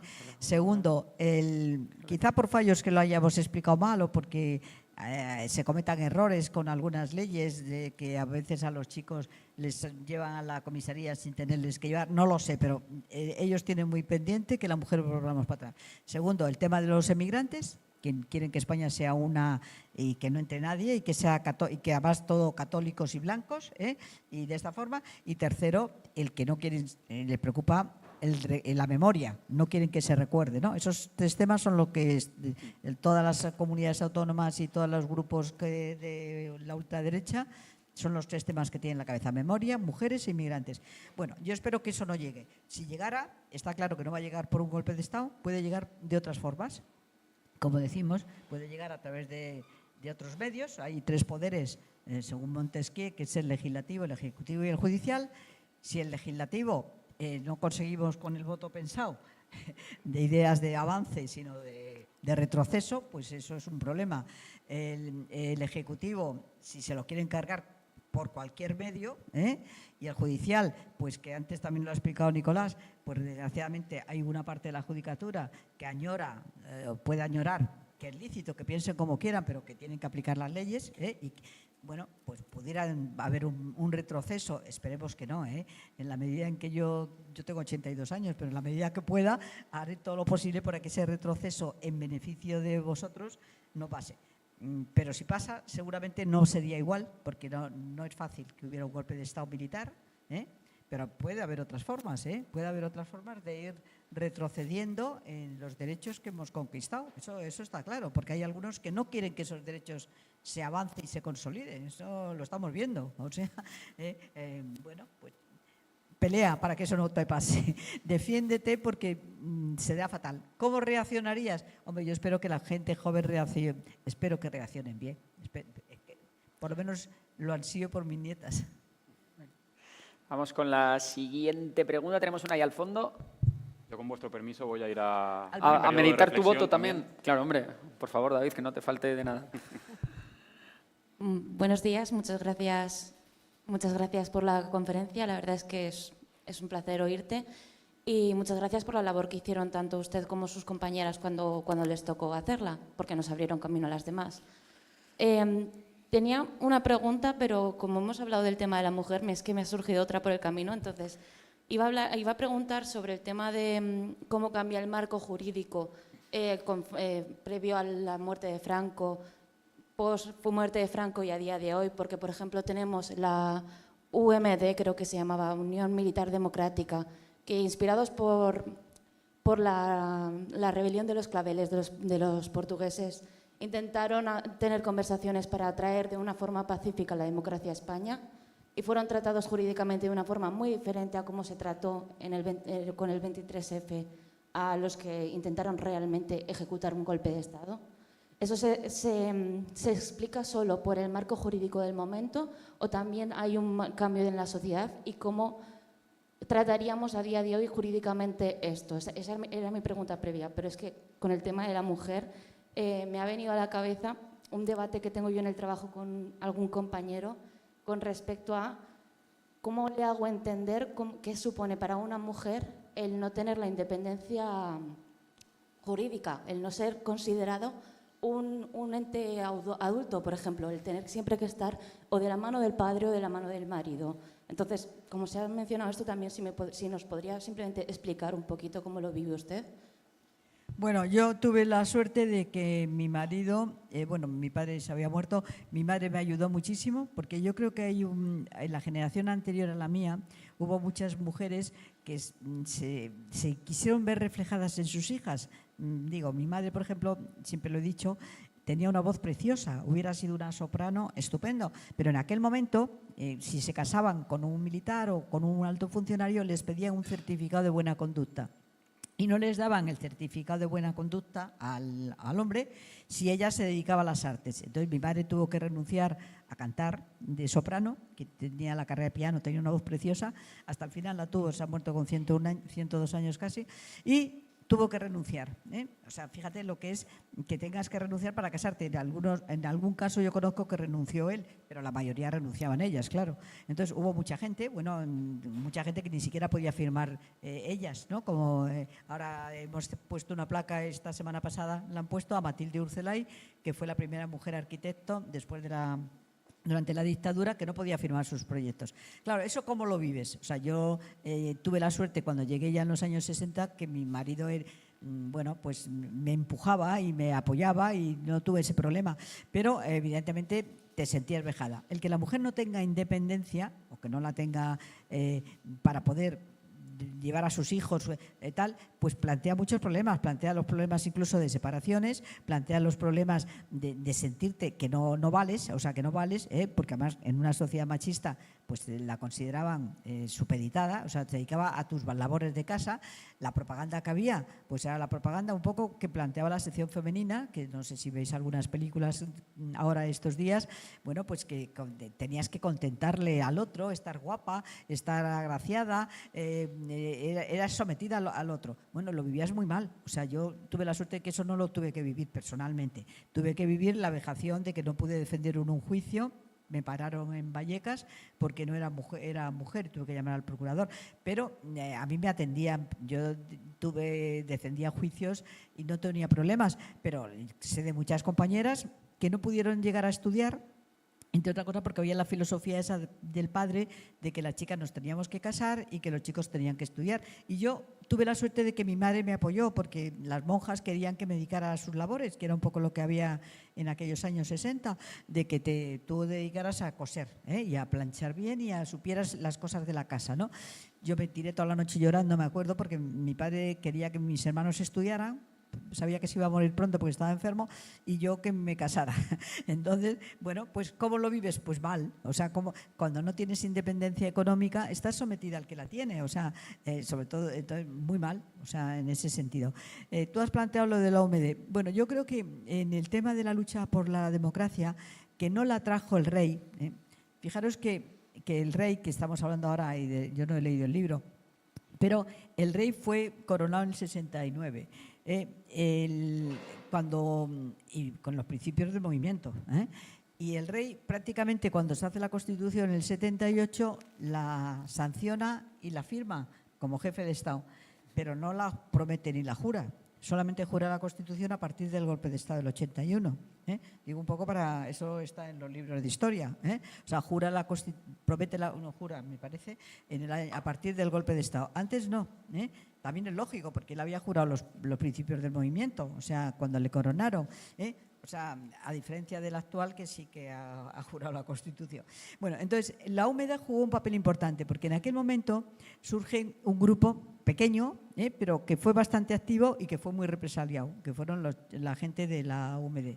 El padre de Fortes, el que sale en la televisión, bueno, varios. Luego vamos a tener aquí un miembro de pues Fernando de la UMD. O sea que entonces ya os contará él su historia. Sí, sí. Bueno, pero efectivamente fue ejemplo. Para nosotros la revolución de los claveles de Portugal, a los que estábamos en la oposición, fue muy importante. O sea, yo me acuerdo haber ido a Portugal en ese momento. Aquí fue otra cosa, porque allí fue la revolución de los militares, aquí no, aquí fue la revolución de diferentes grupos, de estudiantes, de profesionales, de trabajadores, del movimiento católico, que una parte, porque la otra parte era la iglesia oficial. O sea, fue un movimiento bastante fuerte. Y en ese sentido, los militares, hubo un cambio que yo creo que lo hizo bastante bien Narcís Serra, un cambio de la mentalidad, cambió el ejército. Luego ya vino el caso de Aznar, que fue cuando ya quitó el servicio militar y que cambió. Bueno, yo creo que el ejército en este momento español, habrá casos, pero es un ejército bastante profesional. Tú te encuentras a muchísimos militares que hablan varios idiomas y que están jugando un papel muy importante con las nuevas tecnologías. Habrá grupitos, pero o sea, yo en ese sentido creo que al día de hoy los militares no va a haber. Me preocupa más la judicatura, me preocupa más algunos miembros de la legislatura, o sea, esos me preocupan más, porque quizá ahí no se ha hecho todo el cambio que sí que yo creo que se ha hecho en el ejército. Bueno, y una preguntilla Pero que... ¿Me has hecho algo más? Pero no se sé. me ha olvidado.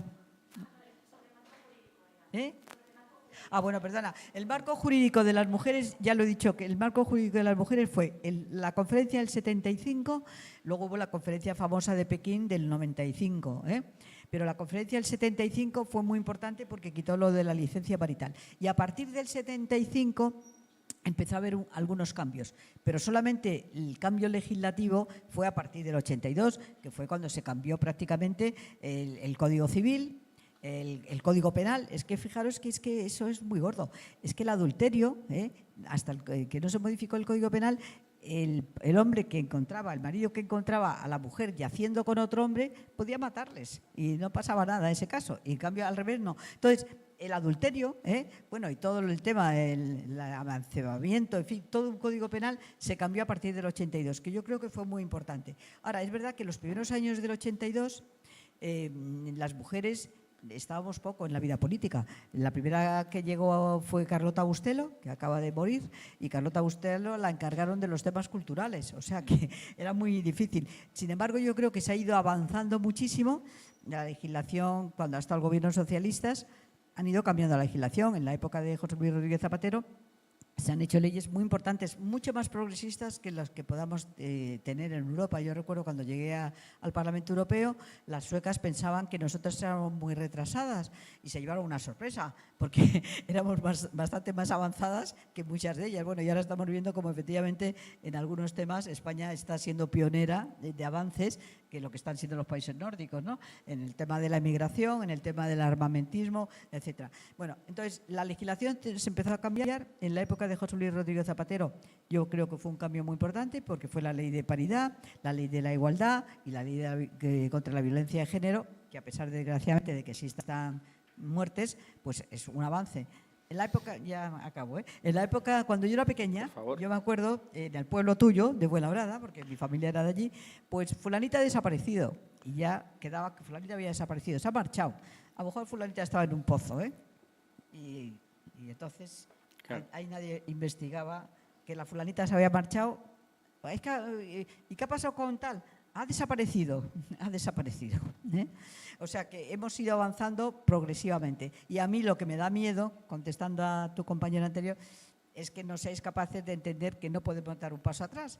O sea que tendremos que mejorar lo que tenemos, sí, pero pasos para atrás, las chicas ni uno, y los chicos tampoco, Bueno, pues ahí queda eso. No, tenía yo una pregunta bastante especial porque la hace mi señora madre desde el chat, que está aquí siguiendo el evento, por lo que veo. Y entonces nos dice, bueno, te pregunta si te sientes decepcionada por cómo ha evolucionado la política en España en los últimos años.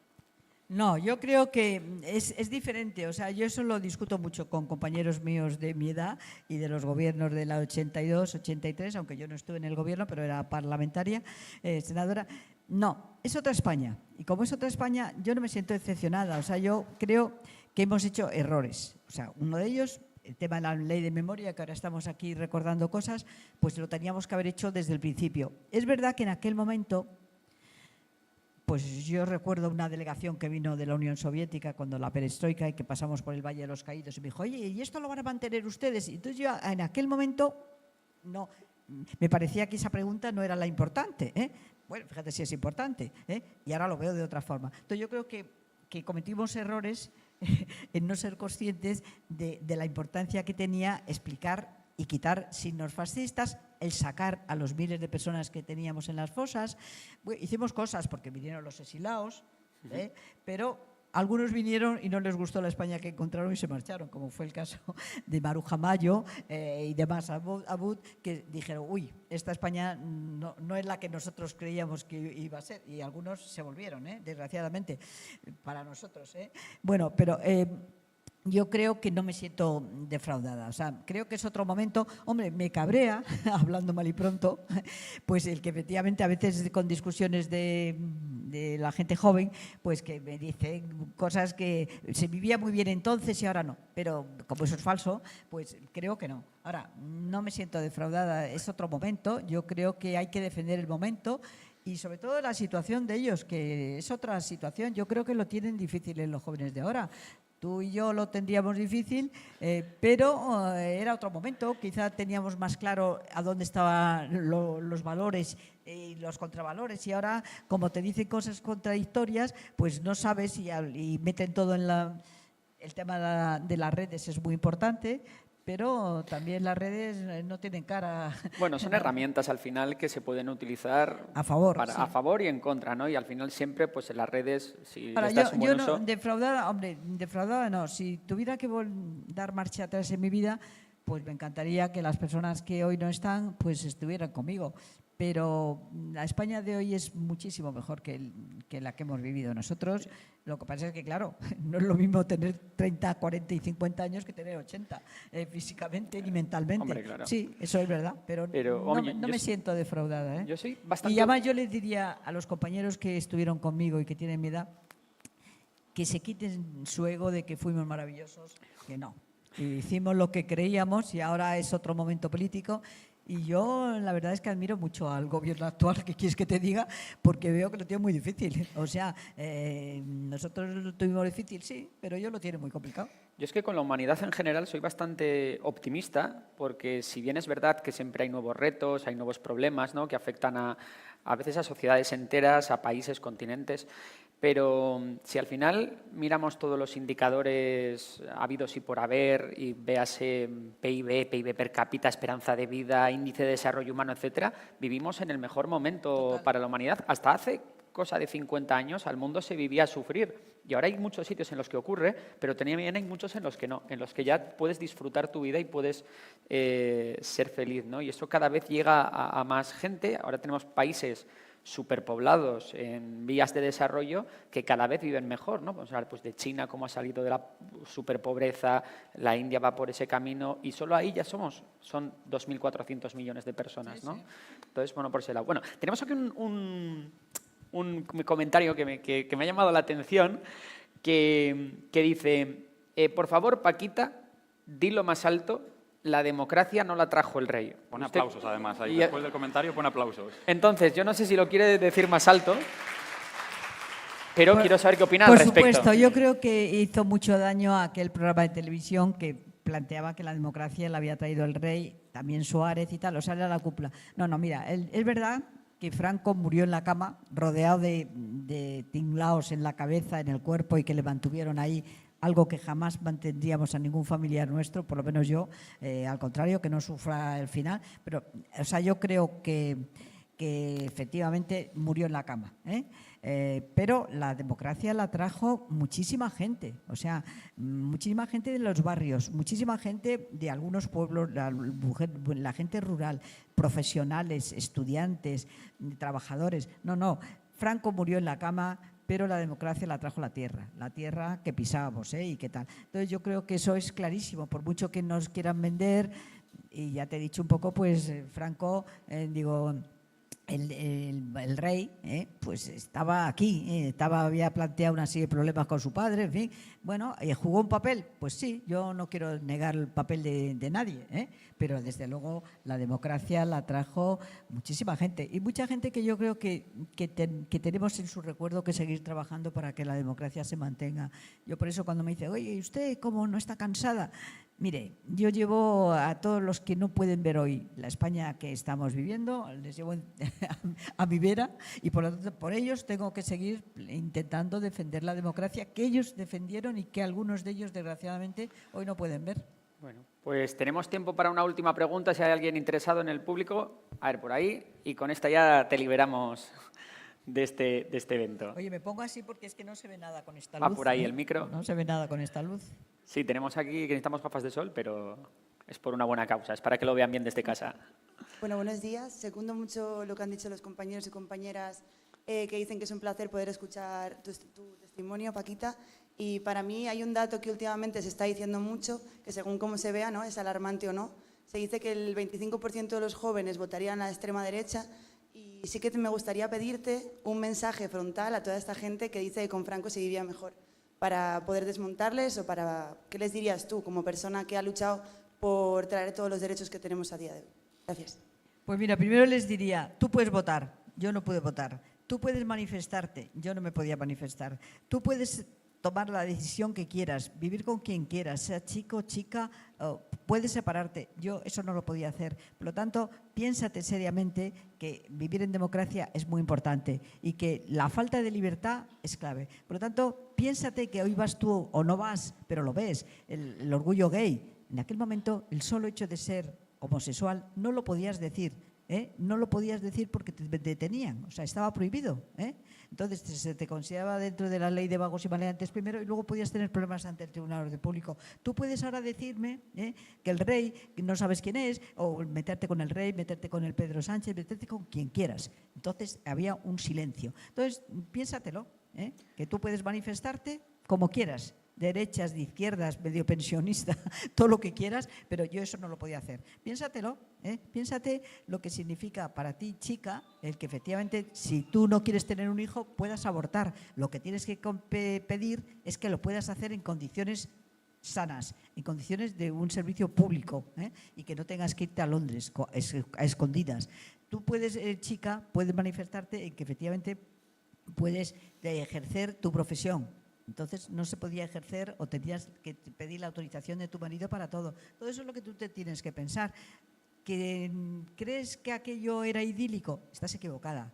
era una España muy triste y una España en que no contaba la mitad de la sociedad, que éramos las mujeres, porque contaban los hombres, pero los hombres tampoco contaban, porque estaban sometidos a falta de libertades. Eso es lo que yo les diría. Explicárselo lo mejor que puedas, pero que ellos vean que hoy tienen opciones. Difíciles, sí, pero tienen las opciones de poder tomar ellos sus propias decisiones.